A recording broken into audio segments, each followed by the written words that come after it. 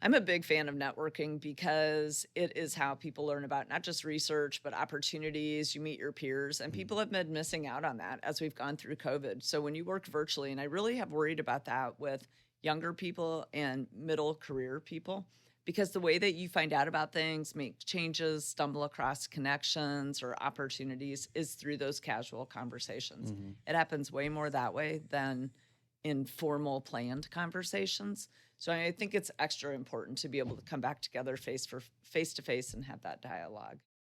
Welcome to MeatsPad, a platform dedicated to sharing breakthrough knowledge that is accessible to the meats industry. On each episode, we will hear from meat specialists and professionals to talk about numerous topics in meat science. This podcast is brought to you by the U.S. Meat Export Federation, UltraSource, the new standard for innovation. IFA, Meat Processing Power.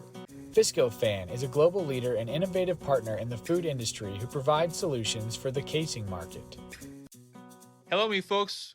Welcome back to the MeatsPad podcast. After 1 year, we're back all together again. And great to be this year in Des Moines, Iowa. Yeah, Dr. Bass. here in the center of the known universe, Des Moines, Iowa, and we are joined with Collette Kaster, the CEO of the American Meat Science Association, our beloved American Meat Science Association. And Collette, tell us a little bit about how special this year's conference is. I don't even know where to start because there's so many things about this year's conference that are special. First and foremost, it is the 75th anniversary of the Reciprocal Meat Conference. And the other thing special about that is that every time we celebrate a 25-year increment, we've done it at Iowa State. Mm-hmm. And of course, now the conference is so big that we have to have most of it in Des Moines. But still, we made the trek to Iowa State yesterday, which was phenomenal. I can say, speaking for myself, having been to that campus since I was literally in high school because I grew up in Iowa, I can't believe the changes. And they really put on a terrific event last night. Yep. Well, and for those who are less familiar with the American Meat Science Association and the Reciprocal Meat Conference, there's so many great opportunities, especially for our industry partners that are out there. But this is a chance to bring in the academics, meet with the industry partners and a few government entities. USDA is definitely well represented here this year. For those, again, who have never participated, we really encourage it, especially if you're looking for future employees. We have our career fair here on site, and it's a great opportunity for folks to get involved that way. If you do have a company that's looking to hire a lot of really well-talented individuals, young and aggressive and smart people here that are ready and willing to take on the task. I know that labor is always going to be a challenge in the meat industry, and so we have some really great folks here that are looking for those jobs. As far as the remainder of the program, we did have our keynote speaker and came in and talk about the meat industry market and how strong meat is right now in the grocery stores, in the restaurants. People still definitely want it, as much as there may be an argument against in much of the media. The reality is that that's not true, and there's a lot of great movement for meat. And then we have just an abundance of programming as well as far as research. If you want to get really deep into the research, there's oxidative rancidity type research going on that's being discussed. They don't allow me into that room. I'm not smart enough to handle that, but I do get to participate in some of the discussions around automation and really even improving business practices and building a good culture within your industry operation or in an academic sense. And so am I hitting some of the highlights that are on our agenda, Collette? I think you're doing a great job. So, besides the groups that Phil mentioned at the very beginning, of course, our student groups. And we've actually been here since Thursday. And so we kicked off with, kind of our opening things from a planning perspective on Thursday night. Student activities began in earnest when the student board joined the big board, as we call it, of the organization. We came together, had dinner, and then the student events kicked off on Saturday. We were out at DMAC at the Iowa Culinary Institute. And the kids put together a whole big Iron Chef competition. They did beef, prepared a bunch of different ways. And the newest activity, which I found quite delicious and visually appealing, is they did charcuterie boards. Oh, wow. So they went into random teams, made charcuterie boards. Yesterday, they were on Quiz Bowl. You have undergraduates who are so smart and so brave, standing up and going against each other. And I kind of played along myself last night during the finals. And like you know, I felt like I remembered, like half of what I was taught 30 years ago. But it was super fun. And then we're into the general sessions today, and we'll have, 2 more days of great information and social work. How many people are we expecting compared to last year? I know I overheard like almost 900 people. Over 900 people. Wow. And every time we turn around, someone else is registering. I think Deidre is about ready to run around with some kind of like virtual registration application. So last year, of course, coming out of COVID, we feel like we recovered really good numbers, but we're another 300 people here. So we're almost meeting our high, which was set at Colorado State, which who doesn't like to go to Colorado in the summertime, right? So.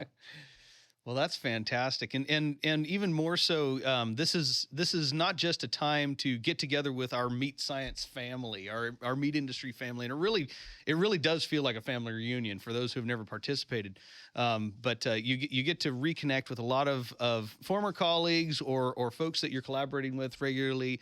Meet new industry connections. I have been doing that, and especially for my day job, connecting students with employees and meeting some really cool entities out there that are aggressively hiring. But it's also a time for celebration. It's a time to recognize folks that have achieved some great milestones in their academic career and in their professional career. And so maybe can you tell us a little bit about the awards night that's coming up tomorrow night? Yeah, for sure. But before I tell you about the awards, I want to circle back to one thing that you said, and that is we do have even more companies here because we created a category called Supplier Coalition. And Francisco, of course, your company Ultrasource is a member of that. And the Supplier Coalition represents equipment, ingredients, services, and packaging. And so being in Kansas City, you know how many different companies are in Kansas City, and it's been super fun and informative for me to learn what many of those businesses do and all the opportunities that they provide, not just for our student members, but sometimes people choose to move around in their career. And of course, you mentioned automation, and there's just so much of that. But back to your original question to me, which is awards and recognition. It is fantastic to have an organization that you can be recognized within your peers. We start with basically work our way through the ages. We recognize research efforts. We recognize the Quiz Bowl teams we talked about.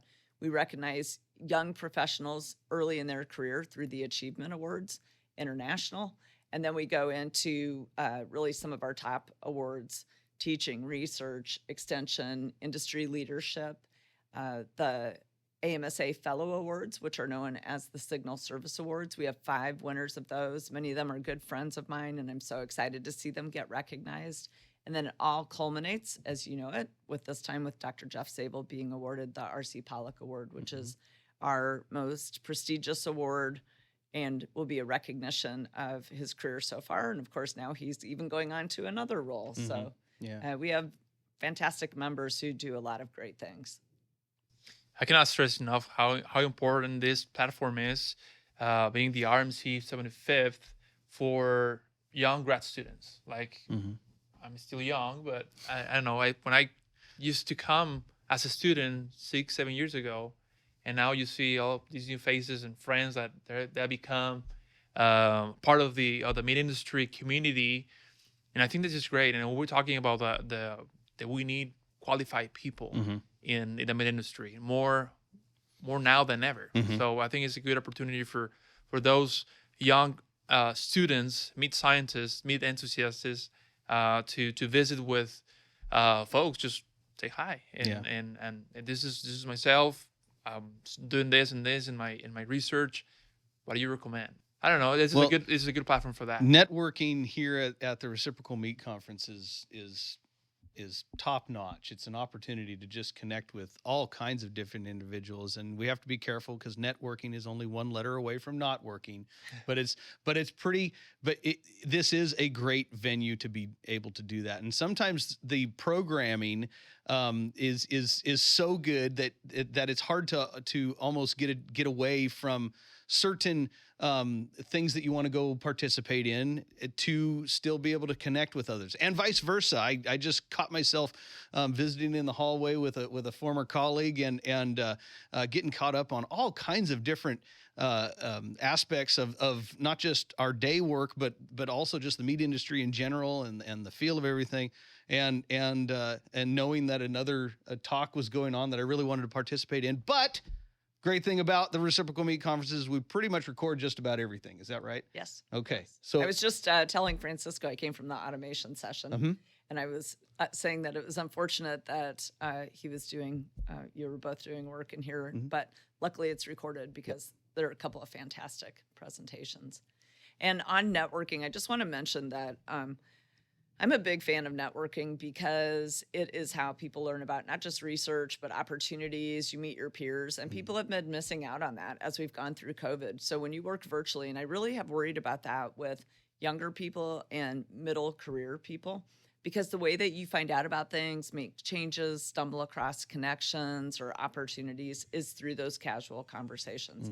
It happens way more that way than in formal planned conversations. So I think it's extra important to be able to come back together face to face and have that dialogue. yeah, you got to build those personal relationships, and this is an opportunity for that, especially for the younger crowd to be able to do that. And so, so many great things going on. For those who have interest that have maybe never participated in the Reciprocal Meat Conference, you can go to meatscience.org, which is our website for the American Meat Science Association, and see just about everything you need there. Look for the Reciprocal Meat Conference or RMC tabs. And if you want to participate in the career fair, there's an opportunity to do that. Of course, next year, not this year, but you get a chance to do all the networking like we just mentioned. You get access to the membership. If you are a member, you get access to the remainder of the membership. And so anybody that does have questions as far as their operations are concerned, you're more than welcome to write to MeatsPad.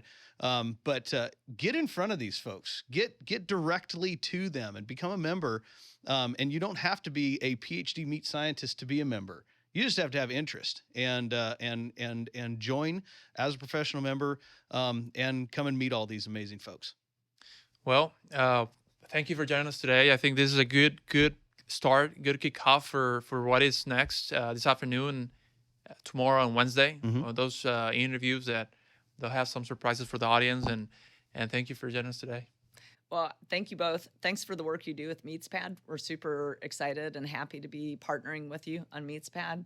I appreciate all the work you do to highlight the really interesting things that our members do. So thank you. Yeah, absolutely. Thanks, Collette. The mission of USMEF is to increase the value and profitability of the U.S. beef, pork, and lamb industries by enhancing demand for their products in export markets through a dynamic partnership of all stakeholders. Simply put, USMEF is putting U.S. meat on the world's table.